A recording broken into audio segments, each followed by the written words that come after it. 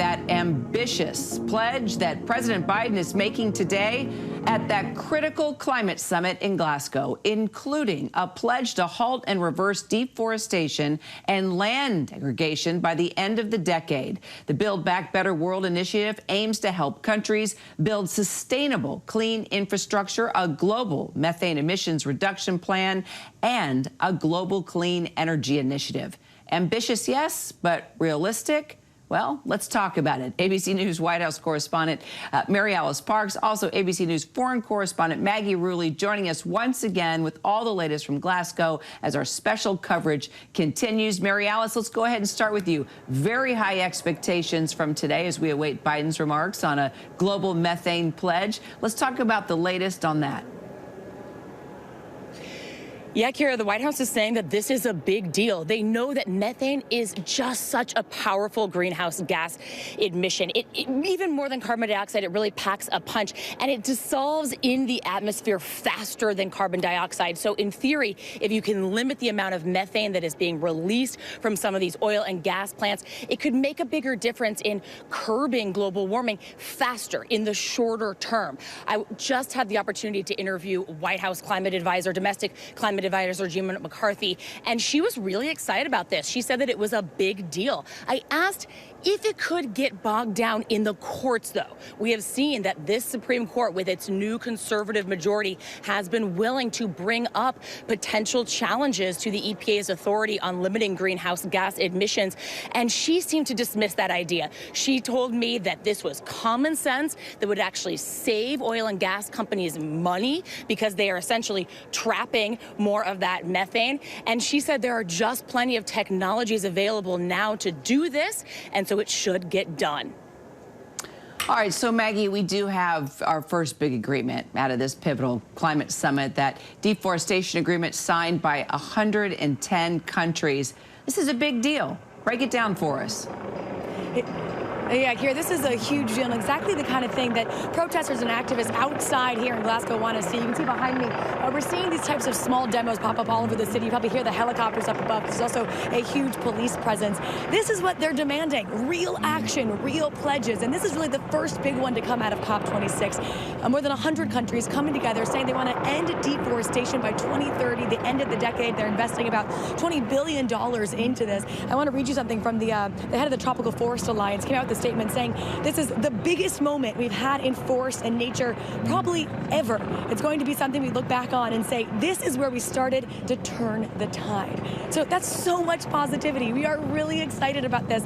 But there's also some critics. You know, Kara, you mentioned at the beginning of this, is this going to work? What's the nitty-gritty? How's this going to happen? And many critics are saying, you know, we had a similar pledge back in 2014. Look where we are now, trying to make these same pledges. You know, in this promise, there's not really a lot of plans. It's a big promise, but they want action plans. How are you going to deliver? So big promise today, and hopefully over the next 2 weeks, we're going to see some of those action plans for how this is really going to happen, especially in countries that signed on, places like Brazil, where deforestation is skyrocketing. Really, we're going to focus on countries like that. But Kira, I have to say, I want to end on a positive note here, because this is a huge deal, the first major pledge that has been made. And what's really exciting is that not only do you have those more than 100 countries, the most countries that have ever really signed on to something like this, but you also have around 30 financial institutions. This is fascinating. The private sector feeling the pressure, getting involved. 30 financial institutions that have said by 2030 they're going to stop investing in companies that lead to deforestation. So that means they say they're going to come up with some type of framework to study how companies lead to deforestation, and if they find out they do, they'll no longer invest in them. So there you see consumers putting pressure on the private sector. That sounds like real change, and that's what has me excited about this one maybe working this time around.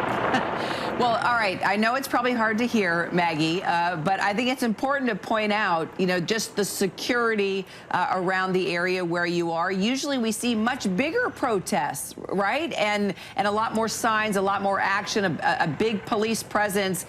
You know, explain to us, is that helicopter that we're hearing specifically for security? Have you seen the protests grow? How is this compared to other summits and conferences when talking about climate change? Because it seems to be a little more mellow this year, and I hope I didn't, you know, knock on wood, jinx that.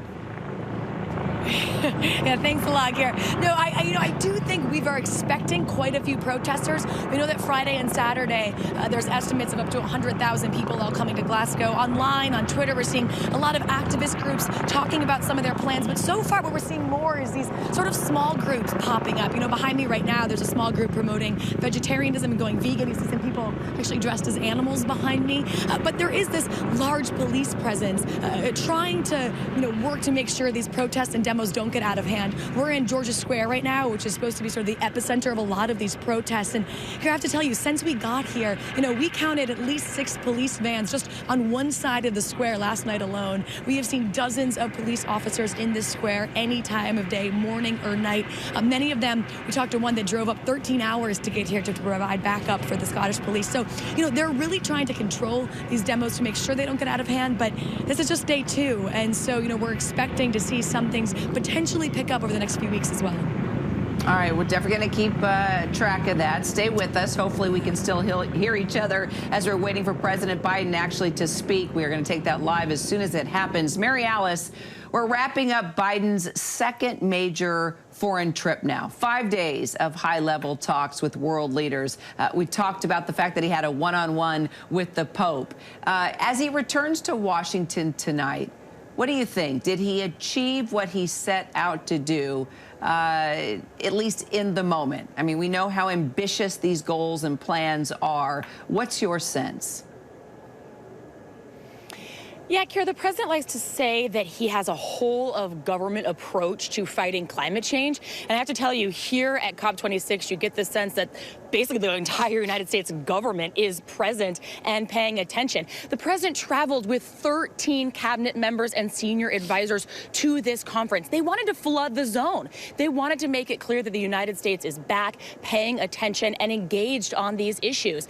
Gina McCarthy, the president's domestic climate advisor, told me they aren't just interested in showing that America is leading, but that America is a partner when it comes to innovation, new technologies, and new standards for emitters.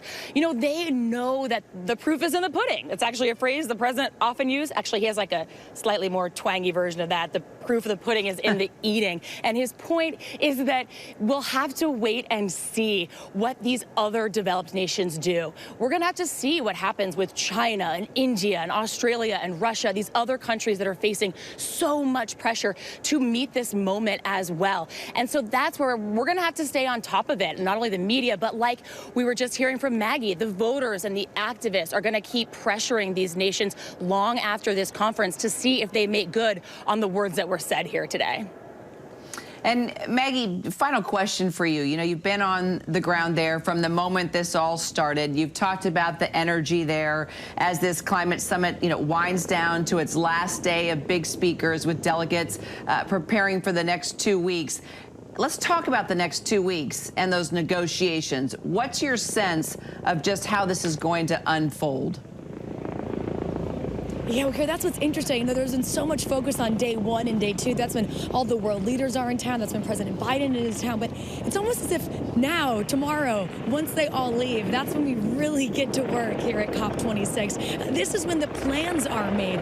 And, honestly, it's kind of when it can get a little boring. This is when negotiations happen. This is when countries go back and forth, get into the nitty-gritty of how we're going to make these battles against climate change work. But it's also the most important part. As we speak to everyone out here, the number one thing they said is turn promises into plans. And the next 2 weeks is when that really happens. So, going forward, what I'm excited about, Kira, is actually learning how these countries are going to follow up on these major pledges, how they're going to make 2021 different than 2014 when they also said these promises, what they're going to do differently this time. And that's what people are expecting as well. Talked about those protests. I think if people don't see plans, if they don't see real action, that's when we could start seeing protesters really kick it up a notch as well, Kira.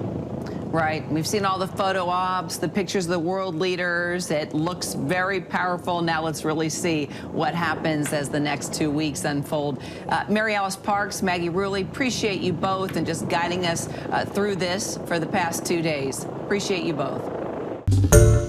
Hi, everyone. George Stephanopoulos here. Thanks for checking out the ABC News YouTube channel. If you'd like to get more videos, show highlights, and watch live event coverage, click on the right over here to subscribe to our channel. And don't forget to download the ABC News app for breaking news alerts. Thanks for watching.